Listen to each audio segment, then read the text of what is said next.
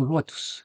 Avec la nouvelle version 3.7 qui arrivera dans le courant du mois d'avril, il y aura plusieurs nouvelles extensions. L'une d'entre elles s'appelle Numéroter. Pour voir comment ça fonctionne, on va simplement déjà isoler une pièce. J'ai ici ma porte. Contrôle, je vais sélectionner toute ma porte. Et Alt, je vais isoler cette porte-là. Elle est isolée. Je sors du plugin masquer révélé. Je lance le plugin numéroté et lorsque je survole une pièce, j'ai un petit tooltip qui apparaît en me disant c'est le montant droit de la porte et je vais le numéroter 1. Je clique, le numéro 1 apparaît, je vais numéroter les deux autres pièces qui sont identiques, elles prennent le même numéro, une troisième pièce, une quatrième et une cinquième pièce. Mes pièces sont numérotées, les numéros apparaissent. Ici, si je tourne ma pièce, je vois les numéros qui sont gérés de façon à ce qu'ils apparaissent correctement. Lorsque je survole une pièce numérotée, je vois que je peux enlever le numéro. J'enlève ce numéro-là, et si je recommence à numéroter cette pièce, je vais lui donner le premier numéro libre qui est 1, et celle-ci, je vais lui donner le numéro 5. Si je sélectionne une pièce et que je regarde dans Info sur l'entité, le numéro de la pièce est venu dans la zone instance, la définition comportant le nom de la pièce.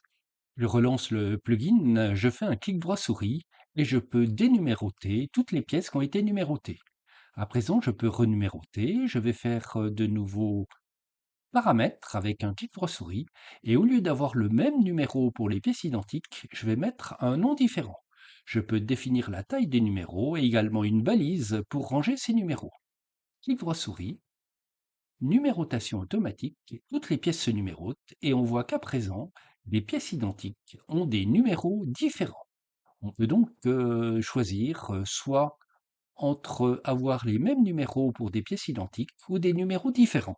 Je refais masquer, révéler, je vais tout révéler et cette fois je vais isoler ce tiroir-là, donc contrôle pour prendre tout le tiroir, alt pour le prendre, voilà, je quitte le plugin et je vais relancer numéroter et cette fois demander une numérotation automatique. Je fais numéro automatique et l'ensemble des pièces sont donc numérotées en fonction des numéros qui sont disponibles. Je lance de nouveau masquer révélé, tout révélé. J'ai tout révélé, je quitte le plugin et si je recommence la numérotation, je vois les pièces qui ont été numérotées. Clic droit souris, numérotation automatique. Les autres pièces vont se numéroter et je vois donc en tournant, les numéros sont à peu près masqués en fonction de l'endroit où ils doivent apparaître. C'est pas parfait, mais ça évite de tout mélanger. Voici donc les numéros qui sont apparus. C'est relativement facile à utiliser. Lorsque tout est numéroté et que je lance par exemple la fiche de débit, je demande à la voir, je l'ai déjà générée. L'ensemble des indices de pièces apparaissent bien dans la fiche de débit. Ce n'est pas simplement dans la fiche de débit que ces numéros apparaissent, on va le regarder. Auparavant, je vais lancer où se trouve. C'est une version qui va également évoluer puisqu'à présent, on a les groupes qui apparaissent. Je vais regarder le groupe du guide. Je vais l'isoler, geler le modèle et on va l'éclater. Je vais donc le sélectionner, lancer le plugin d'éclater. Je vais prendre un rapport de 2, éclater mon sous-groupe, le voici. J'ai donc l'ensemble de mon guide qui apparaît. Et si je demande à numéroter, je vois les numéros qui apparaissent.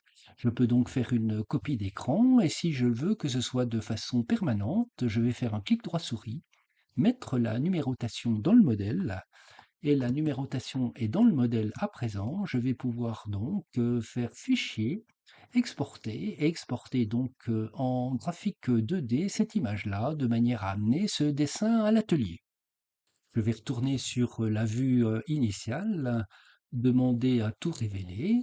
Voici qui est fait. Faire un zoom étendu. Je vais sélectionner donc l'ensemble de ma table de défonceuse et faire un nouvel éclaté avec un rapport de 2.5 par exemple. Je vais simplement le changer de nom 1 pour créer une autre scène.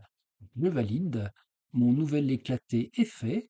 Voici donc ce nouvel éclaté et si je demande à voir les numéros, je clique numéros, je vois les numéros qui apparaissent. Je peux choisir les meilleurs points de vue, sauvegarder ma scène et l'imprimer pour la voir à l'atelier. Voici une autre évolution donc de la version 3.7 qui sortira, je pense, dans le courant du mois d'avril.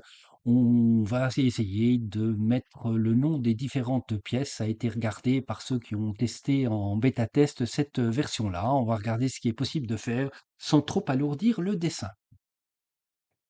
Patience pour avoir cette version 2.3.7, pardon. D'ici là, bonne utilisation des extensions VMS Up et à très bientôt.